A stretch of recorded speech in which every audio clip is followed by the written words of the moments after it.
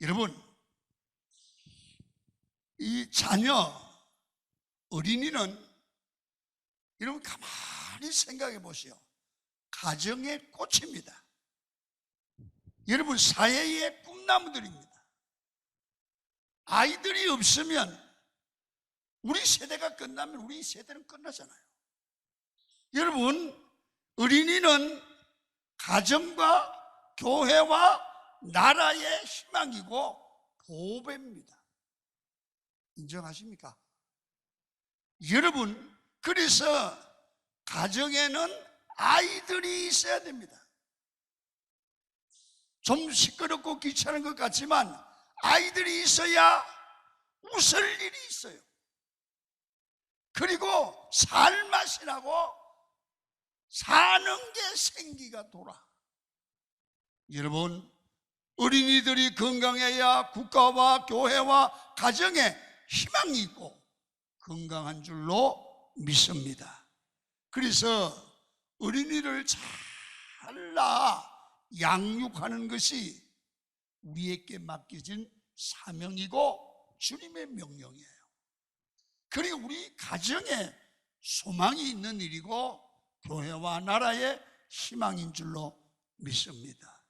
그래서 어른들이 다 아멘 해도 나이가 벌써 졸업한, 아기 낳는 거 졸업한 분들이 앉아서 아멘 아멘 하니까 좀 재미는 없지만 그래도 자녀들이 이제는 아기를 잘 낳아서 기르는 복된 가정이 돼야 될 줄로 믿습니다. 목사가 설교를 하려고 보니까 여러분요, 이 아기 낳는, 아기 가진 장로님도 별로 없고 손주나 있지 뭐 권사님들고 그런데 그래도 이 제가 오늘 설교한 어린이날 교육의 지침, 성경의 지침을 얘기 쭉 하심으로 자녀들을 위하여 기도하고 손주들을 또 그렇게 기르면 좋겠다, 그런 생각을 해서 오늘 말씀을 전할 테니까 여러분의 삶에 맞게 말씀을 받아서 적용하시기를 축원합니다. 자, 그러면 어떻게 어린이를 하나님이 원하는 대로 양육해야 가정에 희망이 있고 교회와 나라에 소망이 있을까요? 첫째로 오늘 성경이 가르치는 그 자녀를 사랑해야 돼요. 자녀를 사랑하고 노엽게 하지 말라고 말해요.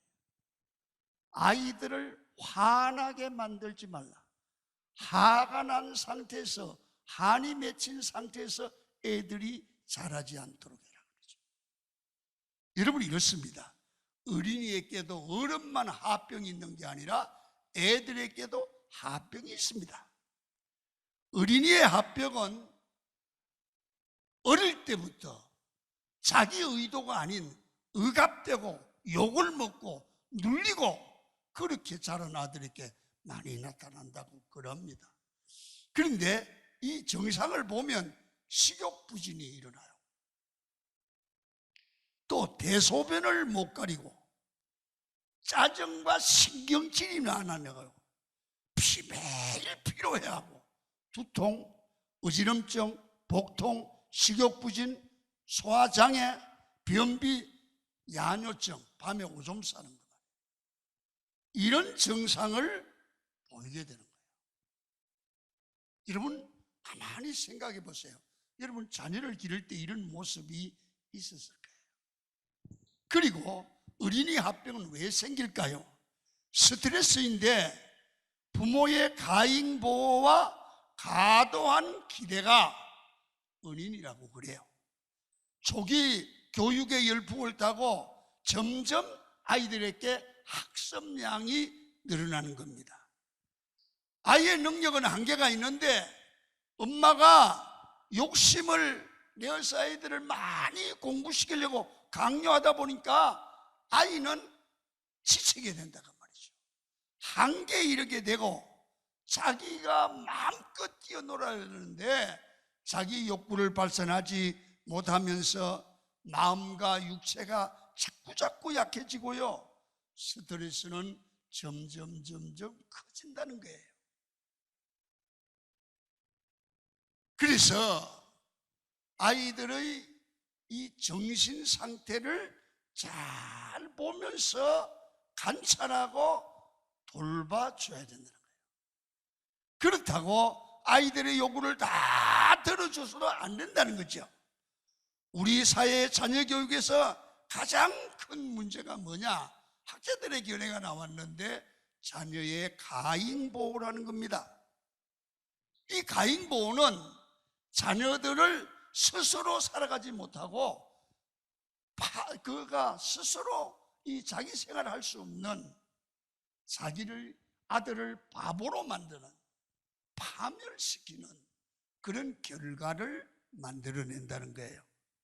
그래서 아이의 요구를 무조건 들어주고 무엇이든지 원하는 대로 다 해주면 여러분, 이 아이가 자라서 정상적으로 자라는 게 아니라 중대한 행동장애나 정신장애를 일으키는 요인이 된다는 거예요.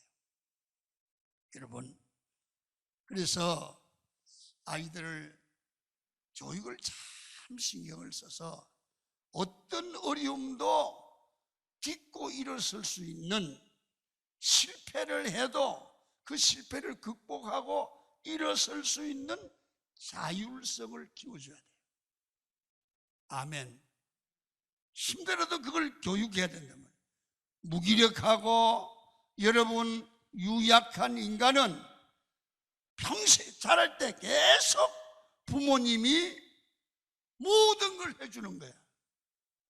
어떤 부모님은 아이들 일어나서부터 학교 가는 까지 모든 걸 엄마가 다 해줘요. 그러고 나니까 애가 바보가 되더래. 여러분, 부모를 의지하는 아이로 길러지 말고 주님을 의지하는 아이로 길러야 될 줄 믿습니다.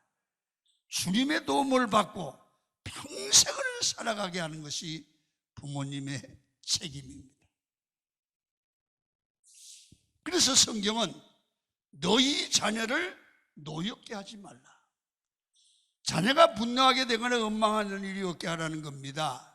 만일 부모가 화가 나서 매를 가지고 징계한다면 아이는 몹시 노여워할 것입니다. 그래서 아무리 화가 나더라도 술 취한 사람처럼 아이들에게 이성을 잃은 행동을 하지 말아야 합니다. 왜? 아이가 받는 상처가 너무 큰 거예요. 그래서 부부싸움을 하는 엄마 아빠의 모습을 보고 자란 아이들은 가정생활이 안 된대요. 또 부부싸움을 하는 거죠. 부부싸움을 배우는 거죠. 그래서 진정으로 자녀를 바르게 양육하려면 부모가 마음에 변덕 부리지 말라는 거예요.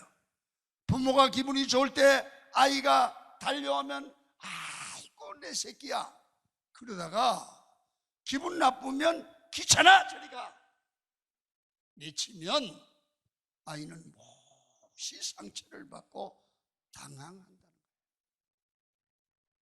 그래서 항상 부모님과 엄마와 아빠는 아이들에게 사랑으로 하되 분명하게 되는 건 되고 안 되는 건 안 된다. 먹어도 되는 것과 안 먹어도 먹지 말아야 될 것, 해야 될 말과 하지 말아야 될 것, 이것을 구분할 줄 아는 아이로 사랑으로 길러줘야 된다는 거죠. 여러분, 우리 다 자란 자녀들에게도 그렇게 교육하면 좋겠습니다. 두 번째는요, 자녀를 하나님의 전제입니다. 하나님의 사랑의 말씀으로 적절하게 징계를 해야 된다는 거예요.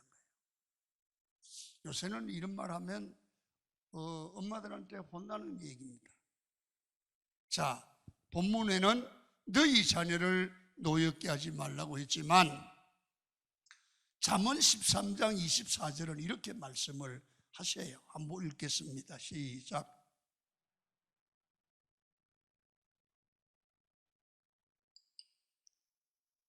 자식을 사랑하는 자는 근실이 징계하느니라. 그리스도인 부모는 사랑과 적당한 징계를 이 조건입니다. 말씀이 가르치는 한계와 말씀의 범위 안에서 자식을 균형 있게 양육해야 된다.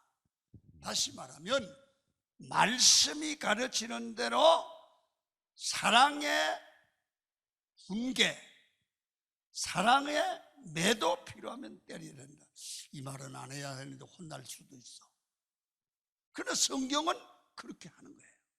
어린아이가 하고 싶은 대로 내버려 두라는 것은 크게 잘못된 어린이를 기만하는 거라는 거예요.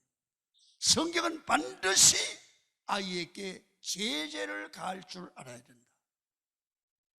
하나님의 말씀대로 복 있는 사람이 신앙인이 행동하지 말아야 될 것을 할 때는 반드시 하지 않아야 된다는 걸 가르쳐 알게 해라. 아멘입니까? 되는 것도 되고 안 되는 것도 되는 게 아니라 안 되는 건 안 되고 말씀이 아닌 건 아닌 것을 알게 해야 아이를 사랑하는 거다. 아멘. 자, 잠언 22장 15절을 보지요. 시작. 아이의 마음에는 미련한 것이 얽혔으나 징계하는 채찍이 이를 멀리 쫓아내리라. 아멘. 아이들 마음에는 미련한 것들이 막 얽혀 있대. 근데 징계하는 채찍이 이를 미련한 것들을 쫓아내고 지혜로운 우리 아이로 만든다. 여러분, 요즘 부모들은 자녀들의 길을 죽여서는 안 된다고 하면서 학교에서 체벌하는 선생님들 고소하기도 합니다. 교회 안에서도 부모들은 보면 참으로 답답할 때가 있습니다. 여러분, 우리 교회는 아마 그런 일을 잘 안 하도록 어린이실을 만들었습니다만 어떤 교회 가보면 막 애들이 저집 안방처럼 예배 시간에 뛰어다닙니다. 그래 엄마는 가만히 있습니다. 왜? 그게 안 들리는 거예요. 엄마는 너무 사랑해서. 여러분, 제재를 가해야 돼요. 잘 보세요. 사람은 어른이나 애나 구분을 해야 돼요. 옳은 건지 그런 건지, 이 말을 해도 되는 건지 안 되는 건지 구분을 할 줄 알아야 돼요. 여러분, 어른이 여러분 대고막으로 안 되는 말, 해서는 안 되는 말을 여러분 꼭 옳지만 그것을 해서는 안 되는 말이 있잖아요. 여러분, 그거 구분이 안 되는 사람이 있어요. 해야 될 말, 하지 말아야 될 거. 여러분, 그래서 어린이들을, 자녀들을 훌륭하게 키우려면 구분을 시킬 줄 알아야 된다는 거예요. 이런 우리 자녀를 망가지게 하는 10가지 비결이 있다고 해서 적어왔어요. 잘 들어보세요. 첫 번째, 우리 자녀를 망치게 하는 첫 번째 비결은 어렸을 때부터 갖고 싶어 하는 것은 무엇이든지 엄마가 다 사줘라. 그러면 걔는 망할 거다. 두 번째, 나쁜 말을 해도 웃어줘라. 세 번째, 교육과 훈련을 시키지 말고 알아서 하도록 내버려 둬라. 그 다음에 네 번째, 잘못된 품행을 절대로 책망하지 말고 그냥 둬라. 다섯 번째, 아이가 치우지 않는 침대나 가방이나 옷이나 신발 등을 엄마가 매일매일 정리해라. 그러면 걔는 바보가 될 것이다. 그 다음에 여섯 번째, TV나 책을 마음대로 보고 읽게 놔둬라. 그러면 망한다. 일곱 번째, 아이 앞에서 부부싸움을 자주 해라. 여덟 번째, 달라고 하는 대로 용돈을 다 줘라. 아홉 번째, 먹고 싶고 마시고 싶은 것, 좋다는 건 다 해줘라. 그 다음에 10번째, 아이가 이웃이나 선생님과 대립할 때 언제나 내 아이 편을 들어라. 그러면 걔는 망치게 된다. 여러분 잘 생각하세요. 성경에 보면 자식을 건실히 징계하지 않아서 그 자식이나 가정이 비참하게 된 경우가 대단히 많습니다. 그러므로 자식을 사랑하는 부모라면 건실히 징계해야 합니다. 여러분의 가정이 잡초가 가득한 정원과 같은 그런 아이로 길러서는 안 됩니다. 여러분, 장미꽃 같은 자녀들이 여러분의 가정에 자녀가 되기를 주 이름으로 축원을 드립니다. 그 자녀가 복을 받죠. 마지막으로 오늘 제목입니다. 그러면 어떻게 교육했냐? 주의 교양과 훈계로 양육해야 된다. 주의 교양이란 성경에서 훈련, 교육, 징계 등으로 사용된 말인데요. 이렇습니다. 우리 자녀 교육은 마음과 육체, 심신의 발달을 바로 건강하게 자라도록 해라. 그러면 훈계란 말의 훈련이다. 몸과 마음이 바르게 만들어지면 말이 바르게 나온단 말이에요. 말이 바르면 인간관계가 된단 말이에요. 인간관계가 바르되면 그 사람은 사회생활에 승리할 수 있다는 거죠. 여러분, 행동적인 훈련과 말의 훈련을 하는데 주의 것으로 하라. 그 말은 주님의 말씀이 가르치는 대로 자녀를 교육하라. 이게 정론입니다. 그래서 주의 교양과 훈계로 양육하는 일은 가정에서 부모님들에 의해서 이루어져야 합니다. 학교의 선생님이 할 수 없습니다. 왜? 선생님은 그냥 정해진 시간, 정해진 학과목을 전달하면 끝납니다. 그러나 부모는 이 아이의 평생을 책임져야 됩니다. 그래서 여러분, 어떻게 자녀를 가르치느냐에 따라서 이 자녀들의 인격, 삶, 행복이 결정돼요. 그래서 그렇게 하려면 어떻게 하면 좋냐 하면 부모는 자녀에게 맨 먼저 성경을 가르쳐야 합니다. 성경 교육을 잘해야 돼요. 자, 성경을 한번 보겠습니다. 유대인의 교육입니다. 신명기 6장 4절입니다. 시작. 이스라엘아 들으라. 우리 하나님 여호와는 오직 하나인 여호와이시니 너는 마음을 다하고 성품을 다하고 힘을 다하여 내 하나님 여호와를 사랑하라. 오늘날 내가 내게 명하는 이 말씀을 너는 마음에 새기고 내 자녀에게 부지런히 가르치며 집에 앉았을 때에든지 길을 행할 때에든지 누웠을 때에든지 일어날 때에든지 이 말씀을 강론할 것이며 너는 또 그것을 내 손목에 매어 기호를 삼으며 내 미간에 붙여 표를 삼고 또 내 집 문설주와 바깥문에 기록할지니라. 아멘. 제가요, 목회를 하고 이제 한 35년, 37년 정도 이 부흥회를 늘 다녔어요. 교회를 가보면 교회들마다 특성이 있는데 교회가 되는 데는 반드시 헌신된 교인이 있어요. 그리고 또 한 가지 공통점이 뭐냐면 그 교회가 복을 받는 사람이 있는데 목사님이 꼭 저 사람은 참 이상하게 선조 때부터 신앙의 명문 가정인데 복을 받는다고 그렇게 간증하는 사람이 있는데 보면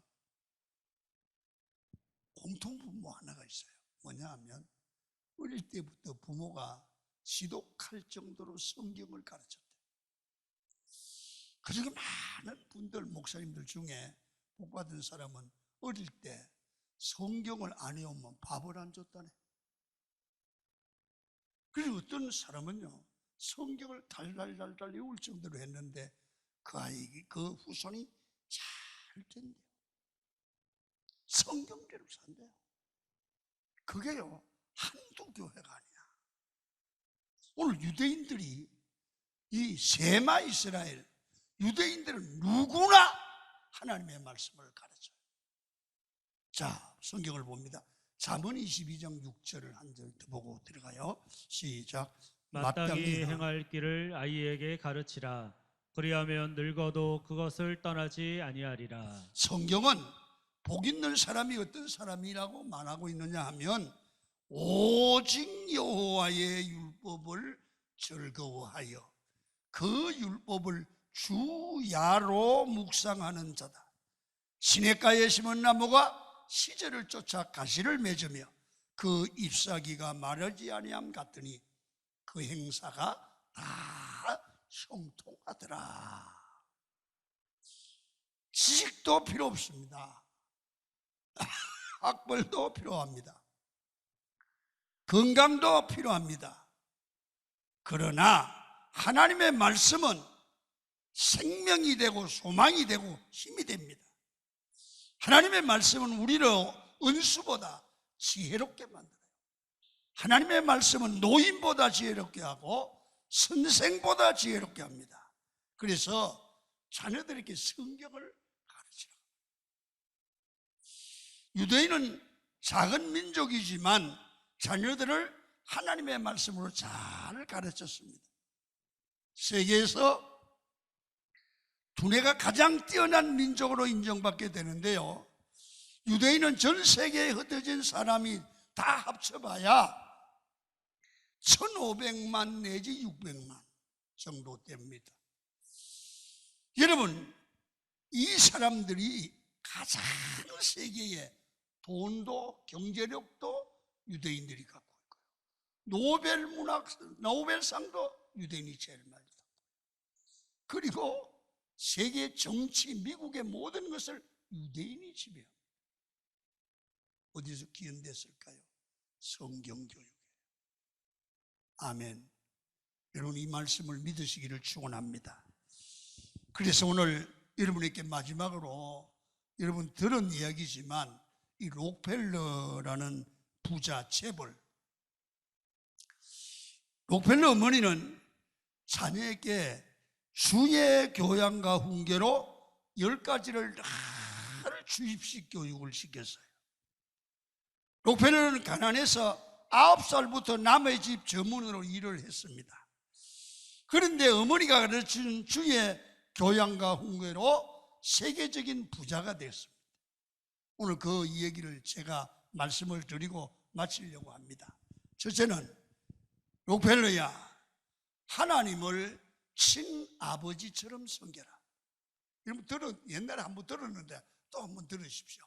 두 번째, 목사님을 하나님 다음으로 잘 섬겨라. 이건 좀 내가 이야기엔 좀 그렇긴 하네요.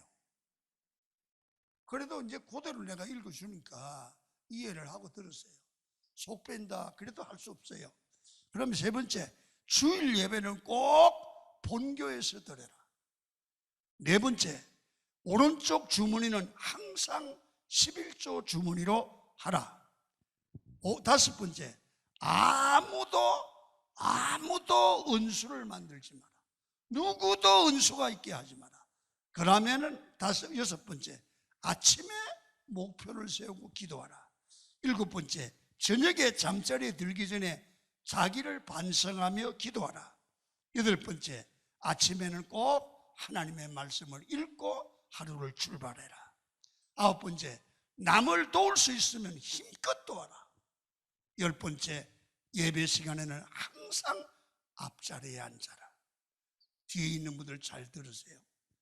앞자리에 앉아라. 이게 10가지입니다. 자식은 여호와의 주신 기업이요 태의 열매는 그의 상급이로다. 성경은 말씀합니다. 자식은 하나님께서 우리에게 위탁하신 소중한 존재들입니다. 우리 기쁨을 위한 것도 아니고 욕심을 채우기 위한 것도 아니라 주의 뜻대로 하나님이 주신 자녀들을 길러서 주님의 형상대로 양육함으로 하나님의 백성이 하나님의 살아계심을 증거하고 복받아 영광 돌리는 삶을 사는 게 하나님의 뜻이라면 우리 모두가 여러분의 자녀를 주의 교양과 훈계로 양육해서 21세기를 리드하는 위대한 인물로 쓰임받는 여러분의 자녀가 되기를 주의 이름으로 축원을 드립니다.